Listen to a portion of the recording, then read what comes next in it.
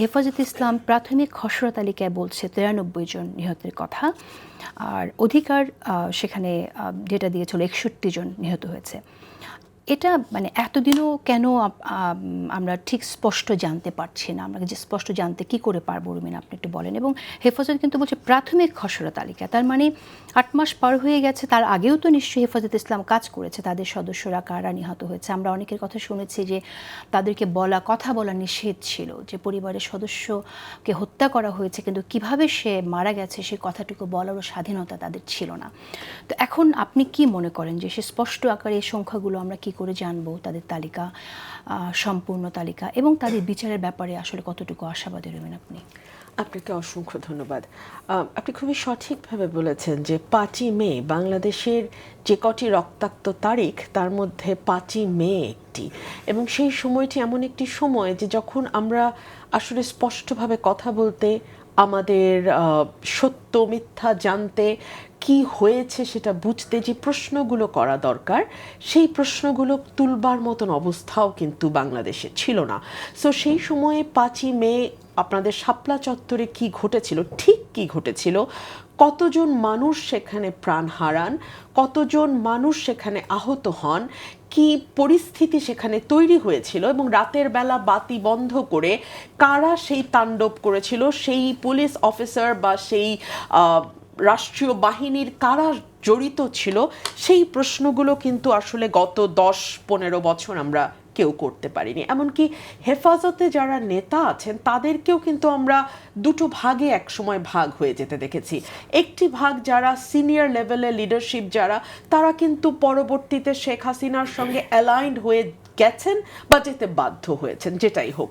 কিন্তু জুনিয়র লেভেলে যারা ছিলেন হেফাজতের, তারা কিন্তু সবসময় একটা প্রিন্সিপাল বজায় রাখার চেষ্টা করেছেন, এবং তারা কখনোই চাননি যে হাসিনা সরকারের সঙ্গে একীভূত হয়ে গিয়ে কথা বলতে। বাট এই যে আজকে দুটো সংখ্যার কথা এসছে সামনে, যে অধিকার বলেছিল ৬১ জন, এখন প্রাথমিক তালিকায় ৯৩ জন পাওয়া যাচ্ছে। দেখুন, এই যে আজকে ডয়েচে ভেলের একটা রিপোর্ট দেখছিলাম যে জুলাইয়ের গণ অভ্যুত্থান আসলে কয়জন নিহত হয়েছে।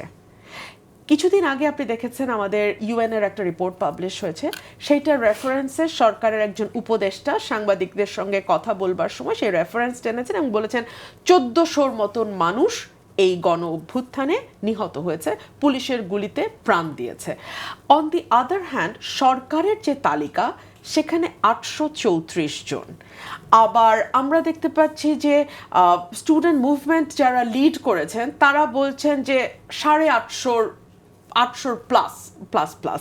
এখন এক্স্যাক্ট নাম্বার কত, এটা মাত্র তো একটা গণ অভ্যুত্থান আমরা পার করলাম না, সেটার এক্স্যাক্ট ডেটাও কেন ৮ মাসে সরকার করতে পারলো না?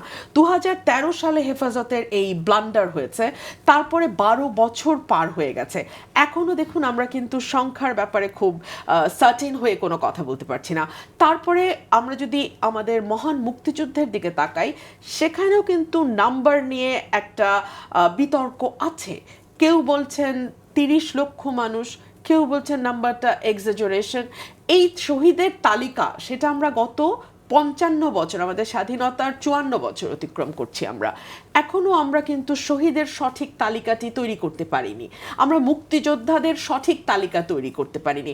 এই যে আমাদের জাতির সন্ধিক্ষণ আসে কয়েক বছরের পর পর, হয়তো ৭১-এর পর আমরা ৯০-কে দেখেছি, ৯০-এর পর ২৪-কে দেখলাম, কিন্তু এই সন্ধিক্ষণগুলোতে যাদের আত্মত্যাগের বিনিময়ে আসলে এই সন্ধিক্ষণগুলো আসছে, বা যারা তাদের সর্বোচ্চটা জীবনটা বিলিয়ে দিয়েছেন, তাদেরও একটা এক্স্যাক্ট নাম্বার আমরা এখনো করতে পারি না। সেটা যে এই হেফাজতের ঘটনায় শুধু তাই নয়, আমরা গণ অভ্যুত্থানেও তাই দেখেছি, এমনকি আমাদের মহান মুক্তিযুদ্ধেও তাই হয়েছে।